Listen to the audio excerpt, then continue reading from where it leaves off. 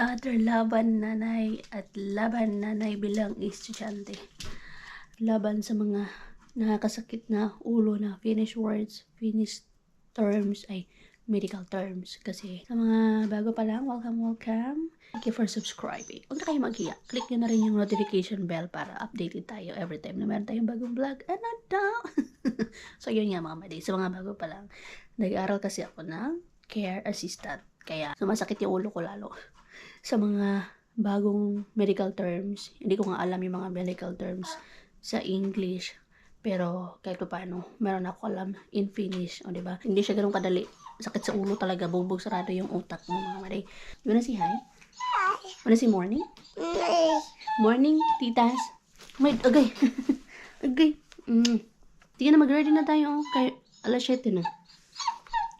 Yung nag-a-alarm ka ng, ay yung pasok mo sa school, 9. So, pwede ka naman pumunta ng mga 8:30 kapag nakasasakyan ka. At pwede ka rin gumising ng mga alas 8. Pero, pag ikaw lang. Pero dahil mayroon tayong anak na super unpredictable. Na minsan, ang hirap bihisan, minsan, ang daling bihisan. Kaya, kailangan gumising ng 6:40. Yan yung alarm natin. O, yan. Laro na naman siya.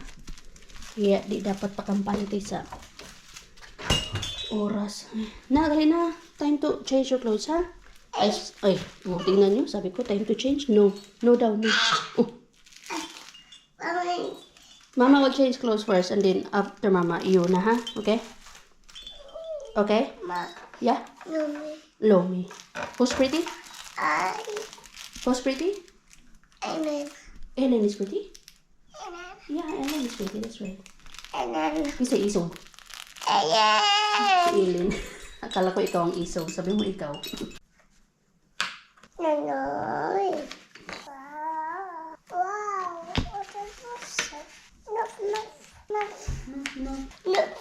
Ni, kung kasano knock-knock. Oso.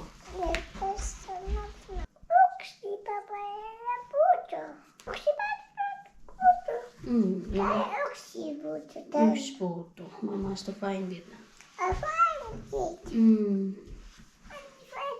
Yeah.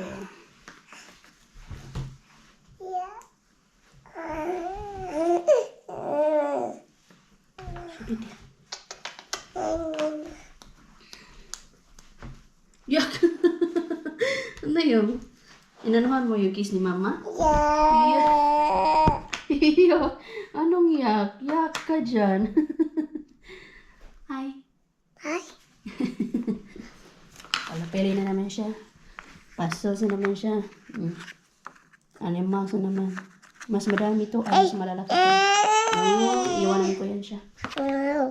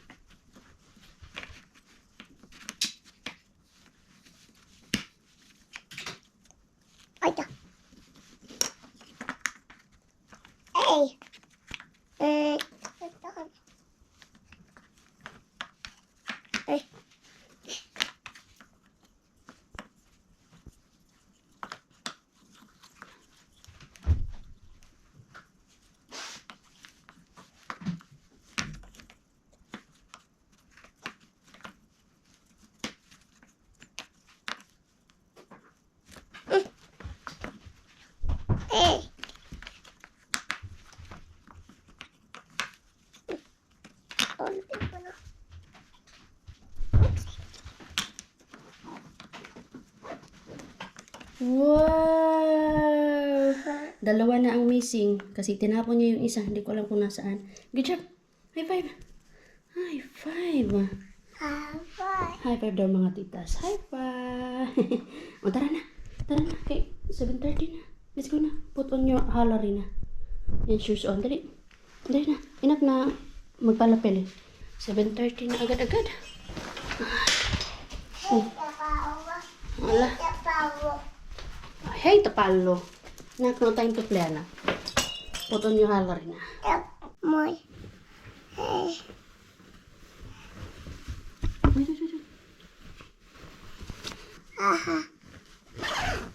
Pipo. Man. Forgot to brush your teeth, anak. Ay. Wait, wait, wait, wait, wait, wait. Sakit hati, sakit hati. Gawa-gawa ka na naman ng lyrics.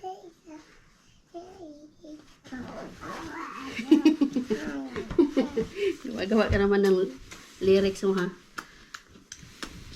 Amin. May kasama ko. Kitok siya. Diba? Bim bam bam, Bing bam boom. bim bam Bing bam boom. Diba? sisa. Misa lumion. Misa lumion. Wait, mama, put on shoes pa. Uy, shoes on, mama pa. Balik ka na naman. Ito na tayo sa school, mga madi. 8:06 ako dumating dito. Super early. Pero, okay lang kasi mag-breakfast ako dito. Kaya hindi tayo nakapag-breakfast. Hindi nga ako nakapagkape. Talagang binuhos ko yung oras ko kay Lumi. Kay unpredictable ang ating Lumi, boo. So, this is our school. Sobrang laki niyan. Meron pa yan sa likod. Sa mga bago lang dito. So, this is a vocational course. Finnish language school. And many more. Malaki to siya, mga madi.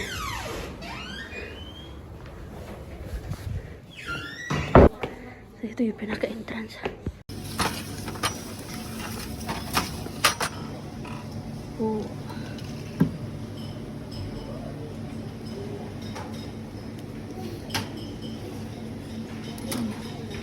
At kahit porridge lang yan ay malakas yung makasoob ng tiyan. Ito talaga yung finish na breakfast porridge early in the morning. Iba't ibang klase ng porridge. At least libre siya. May milk pa. Pwede ka kumuha anytime kahit gaano kadami yung porridge na gusto mo. Joo. Ja sitten työkännykkää pidän silloin. One eternity later. His call is done, mga madi.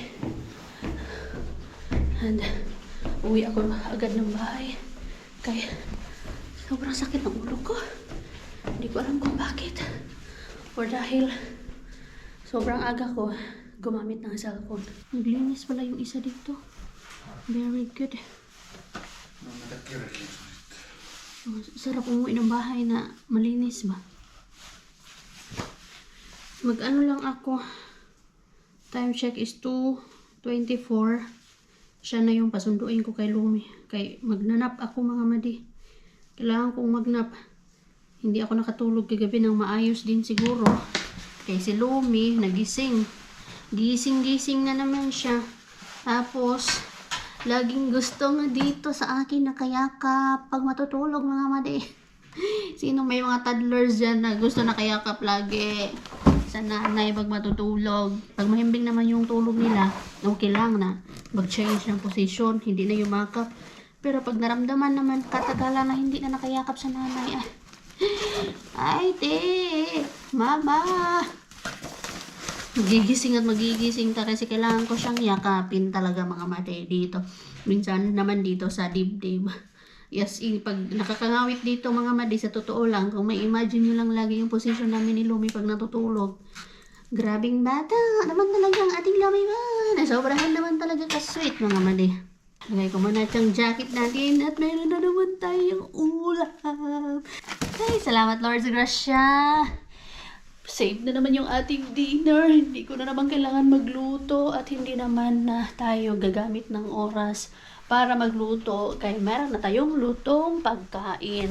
Sobrang laking tulong talaga yan, mga madi. Hindi lang sa mga gastusin namin dito sa bahay, kundi yung oras ko. Kasi kapag magluluto tayo, talagang maglalaan ka ng mahabang oras, mga madi ba? Hindi naman ganun kadali magluto. Kahit sabihin na isang putahe, rice, pero hindi din ganun kadali. Talagang uubos yung oras mo sa pagluluto pa lang. Tapos meron kang toddler na gusto ng attention mo. So malaking tulong talaga yan siya. Kahapon din, yung ating na kuha na pagkain ay yung meatballs. Meron pa nga meatballs doon na natira, siguro mga 3 or 4. Kaya binigyan natin si Lani. Ngayon, hindi ko siya mabigyan. Gusto ko sana siyang bigyan, mga madi. Kaya lang, dumiretso na talaga ako ng bahay kay sakit ng ulo ko. At hinatid ko pa si Sadi, lagi yan. Sinahatid ko siya doon sa my bus station. Kaya hindi na ako nakadaan kay Lani. Diretso na ako pagkahatid kay Sadi. So, ito yung ulam natin mga madi. Sobrang mahal ng mga bilihin dito mga madi. And alam ko nararamdaman nyo na din yan dyan sa Pinas. Ganyan kamahal ang mga bilihin dito mga madi. Sobrang mahal ang nirahan dito. Kaya napapasalamat talaga ako dito sa mga lutong ulam na to na sobrang free lang. Sa pagkain ng morning, yung porridge. Thank you Lord talaga. So ito yung ulam natin ngayon mga madi. Ang tawag dyan ay broiler no delicato. Chicken, may noodles, and soup style siya na mayroon ding mga veggies. Yan. Dito kasi mga madi, lahat ng mga pagkain nila, mayroong mga veggies. Lahat ng ulam nila mayroong mga veggies, mayroong salad. Kaya, nasa ano sila mga healthy lifestyle din. Hindi, meron din akong kinuha na bread. So, ito yung magiging ulam natin. Ito, kasyang-kasya. May sobra pa nga to sa aming 3 ni Lumi. Maano pa yan hanggang bukas kasi alam nyo naman yung kain ni Lumi. Napakatipid. So, masarap siya. At itong bread na mga fresh. Lagyan mo lang yan ng butter. Soap na yung dinner natin mga mali. As in, thank you Lord talaga. Yung iba, kumuha talaga ng madami ngayon. Kung kaklase, yung kinuha niya, 3 containers, tapos isang container ng bread. Grabe sila. Kasi walang masyadong kumuha ngayon. Hindi ko napansin na konti lang pala yung nakapila ngayong araw na to. Kung napansin ko siguro na konti lang yung nakapila, edi yung nagdalawang containers lang sana ako, tapos binigay ko yung isang container kay Lani ba. Kaya lang, hindi ko man napansin. Saka lang sinabi sa akin na marami pa daw doon, marami pang mga sobra. Nung nandun na ako sa loob ng school, nandun ako na sa loob ng classroom natin. Kasi ako man yung pinakaunang pumila, di ako yung unang nakakuha. Ako din yung pinakaunang umalis. Sayang lang. Yun lang yung nakuha ko.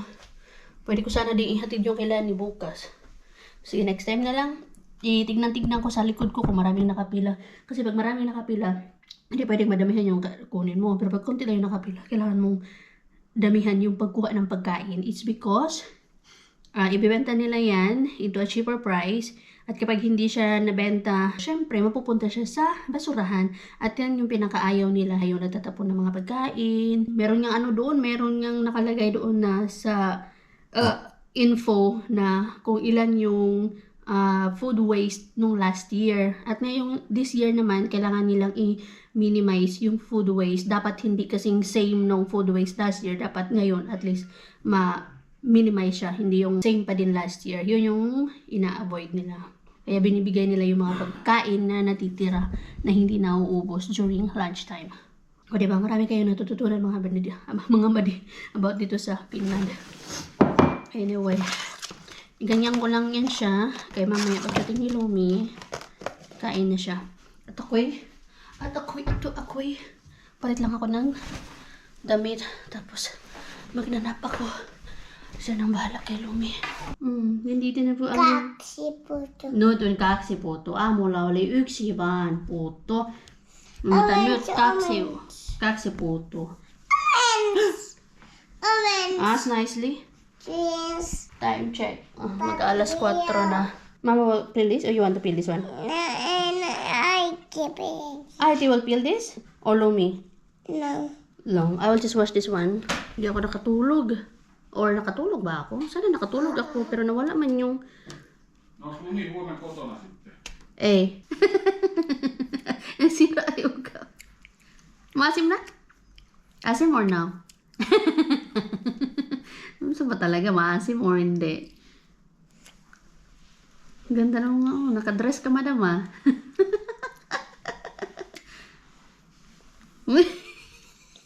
Pakit ka na? So maganda. Kakit ikaw? Kumain daw to. Thank you. Kumain daw to doon sa daycare kaya no need na maano si Mama Ruby mag-worry. Pero pakainin ba din natin siya na orange? Kaya orange man yung gusto niya. Orange yung gusto mo, Nat? Biha na. Hiwain natin. Hiwain. Ganyan. Yummy?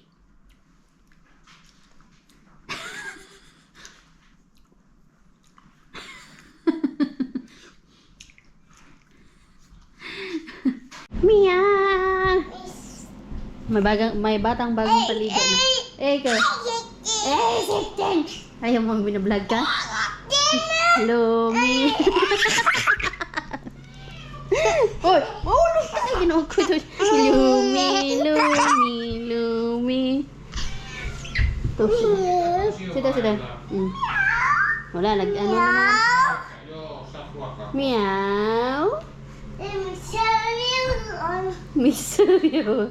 Lumi.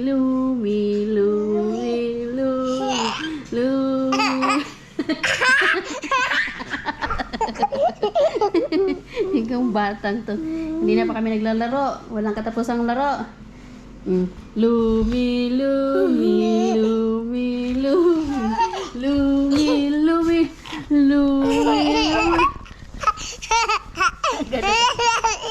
Gano'n talaga natawa mo natin. Lumi.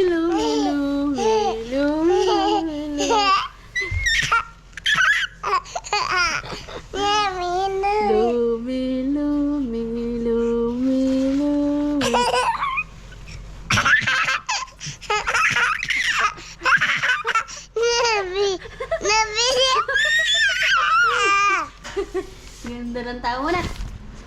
Bagong ligo yan eh. Lumi. Yo, Lumi. Lumi.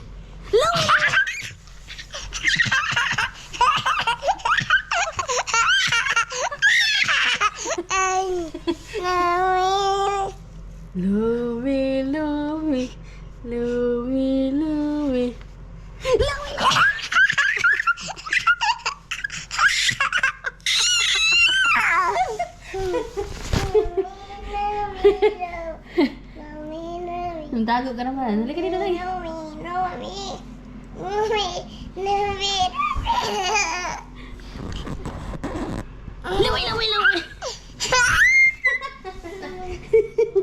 Tuwa ng bata. Dali na, diri. Diri na.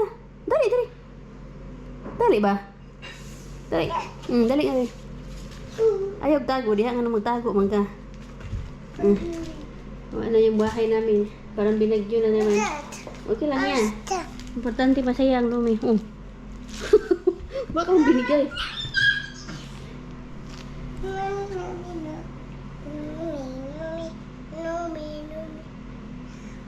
Kanta siya. Oy. Sige, tuwad. Okay. Lumi.